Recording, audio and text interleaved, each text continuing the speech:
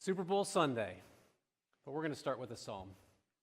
Psalm 133:1. How good and pleasant it is when God's people live together in unity. Last year was a great year.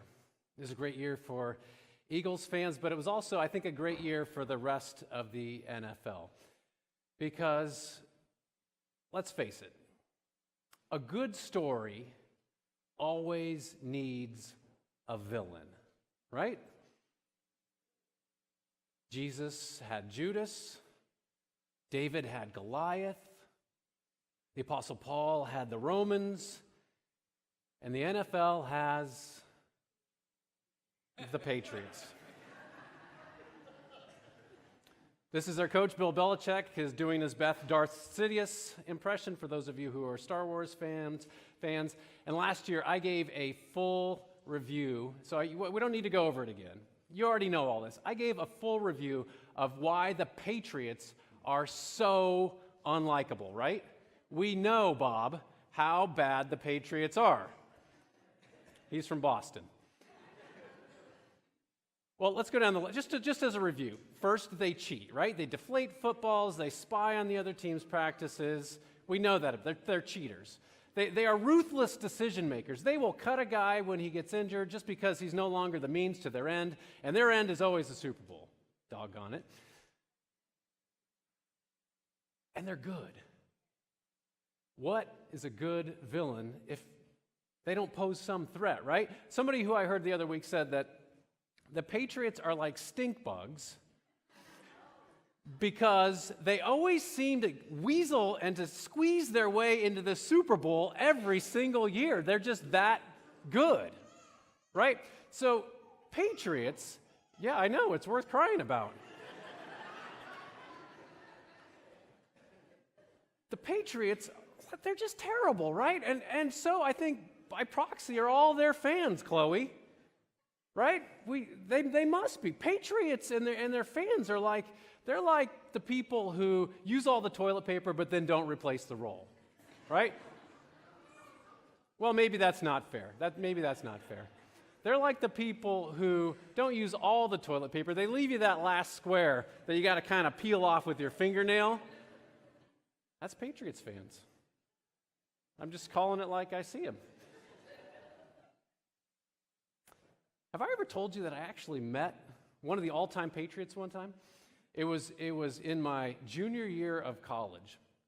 And I was sleeping in, as college students are wont to do. And my brother comes into me I was home for break. My brother comes in on a Saturday morning, and he says, "Greg, there's these two huge football players standing in our kitchen."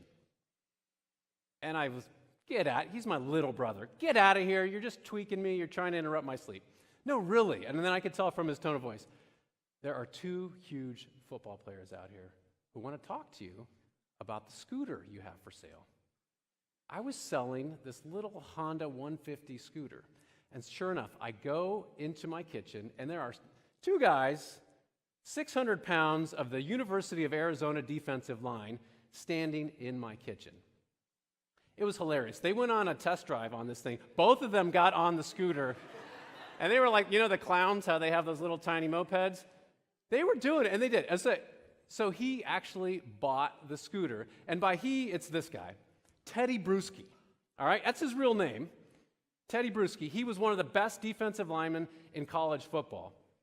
And he played for one of the best defenses. That year, the University of Arizona was very good. They were projected to be number one in the country. He then went on to be drafted by the New England Patriots. And he played for them for like 13 or 14 seasons, won a ton of Super Bowls.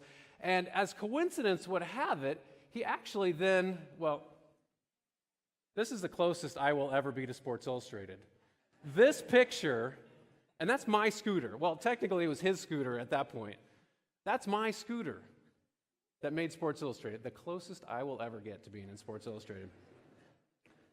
As coincidence would have it, though, Teddy Bruschi, the woman on the right is Heidi. That was one of my brother's classmates from high school. He met her while they were both in Tucson together at the University of Arizona.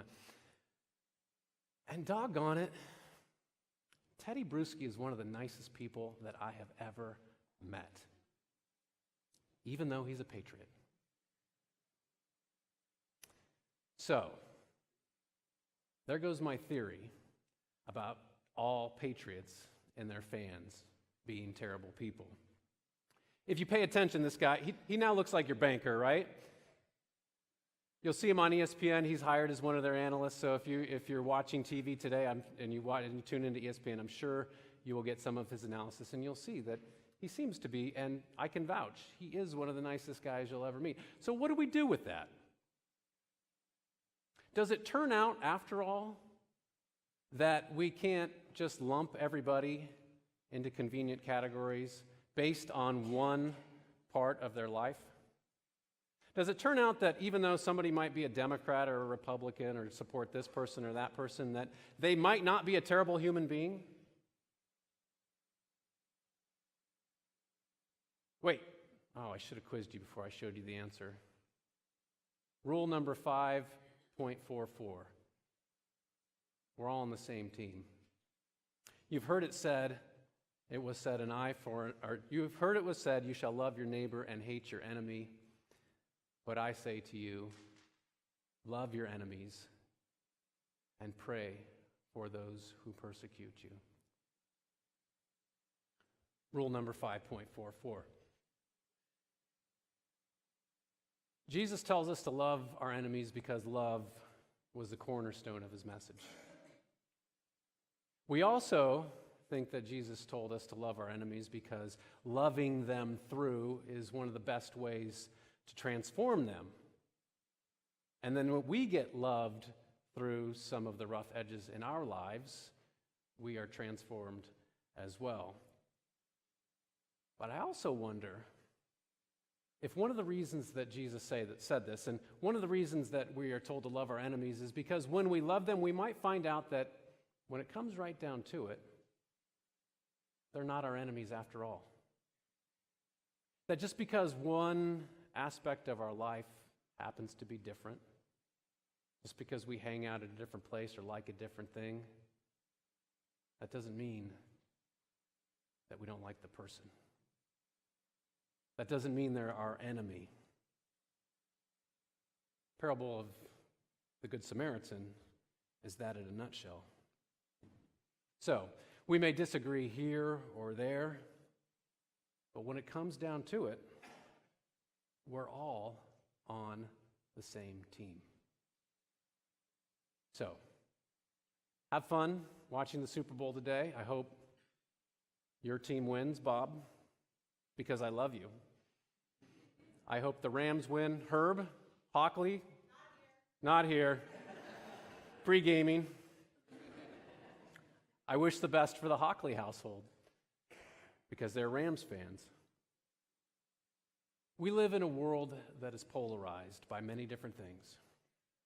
But if we can remember that when it comes right down to it, we're all on the same team, we will get much further ahead in life.